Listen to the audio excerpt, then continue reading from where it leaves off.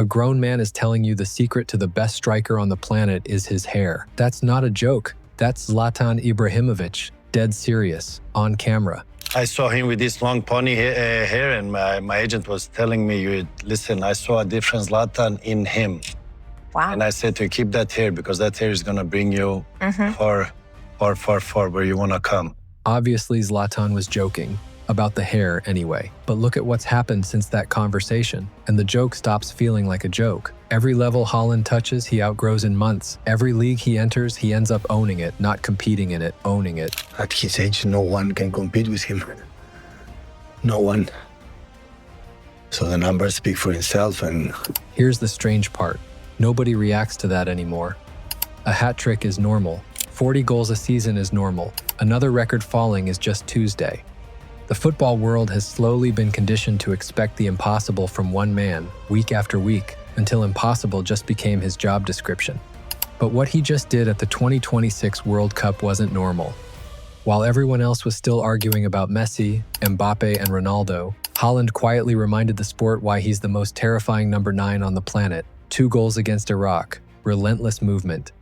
The kind of physical dominance that makes grown professional defenders look like they'd wandered into the wrong sport. And the scariest part isn't the goals, it's that he's still improving, which is exactly what Zlatan warned us about. So here's the question this video is actually about. It's not whether Haaland is good, everyone already knows that.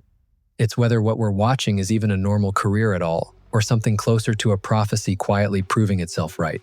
To understand that, you have to go back to before the records, before the trophies, before Manchester City, back to a skinny kid in Norway trying to make a name that wasn't already his father's. Så vidt jeg ser, så du sønnen til... Erling Haaland. Det helt riktig. Du heter Erling, og du skåret 2 mål.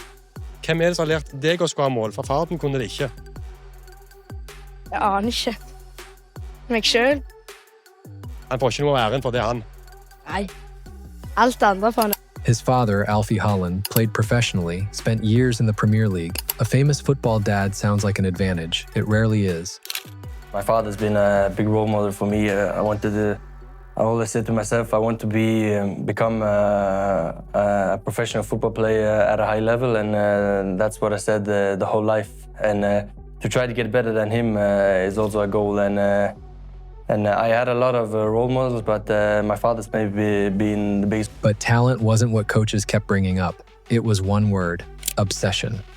While other kids were watching cartoons, he was studying strikers, their movement, their finishing, not because someone told him to, because he wanted to. He was never afraid. As he grew older, he was very hardworking, a really nice guy to work with. He smiled a lot, trained a lot, scored a lot. That obsession showed up first at Molde, under a young manager named Ole Gunnar Solskjaer. The goals were there, the movement was there, but he still looked unfinished, raw. A promise, not yet a proof. This is the part of the story people skip past on their way to the highlight reels. Before he was terrifying, he was just tall and a bit awkward, still growing into a body that hadn't caught up to his ambition. Norwegian football hadn't produced anything like him before, and nobody, not even the people coaching him, knew exactly what he was going to become. I knew when I was young that I was good, but it's also a long way to go. Of course, my dream is to become one of the best players in the world. Then came Salzburg, and this is where the joke stopped being a joke. He wasn't just scoring against Champions League defenders. He was terrorizing experienced internationals at 19 years old, 8 goals in his first 6 Champions League games. Most teenagers are trying to break into a first team. Haaland was breaking the Champions League. When I was in Salzburg, I started scoring goals there, but also, if I'm realistic, look at Kylian Mbappe, he's banging goals in Liga, so, you can always reach a higher level. That's the part people miss. He wasn't satisfied. He was already looking past the thing everyone else was celebrating, treating a Champions League record like a stepping stone instead of a finish line. Borussia Dortmund came next, and this is where the transformation stopped being subtle. The Bundesliga had seen great strikers before, but Haaland felt like something else entirely. The speed shouldn't have existed in a body that size, the power shouldn't have coexisted with that acceleration. Give Haaland half a yard, defenders learned, and you were already too late. Goals every game, records every month, highlight reels every week, and with every one of them, the expectation got heavier. He was no longer just a talented kid anymore. He was becoming a standard, and standards are a lot harder to carry than potential. One question kept following him anywhere he went. Could he actually do it in the Premier League, week in, week out, against the best defenders in the world? Then Manchester City signed him, and that question died fast. Everyone assumed Pep Guardiola would reshape him, turn him into a false nine, drop him deep, get him linking play with De Bruyne and Rodri. Instead, Pep built the system around him. 52 goals in his first season, a treble alongside it. But the goal count wasn't the scary part. The scary part was how simple he made it look. I think Haaland is very intelligent in the way he's playing.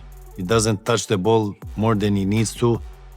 I see he has this killer instinct. Even if he has a hat-trick, he still wants to score the fourth goal, fifth goal. No wasted touches, no showboating, no ego getting in the way of the one job that actually matters: put the ball in the net. By 2026, he'd won almost everything at club level. League titles, domestic cups, Champions League trophies, golden boots, records that weren't supposed to fall. Only one thing was missing: a World Cup moment. Norway hadn't qualified for a World Cup since 1998.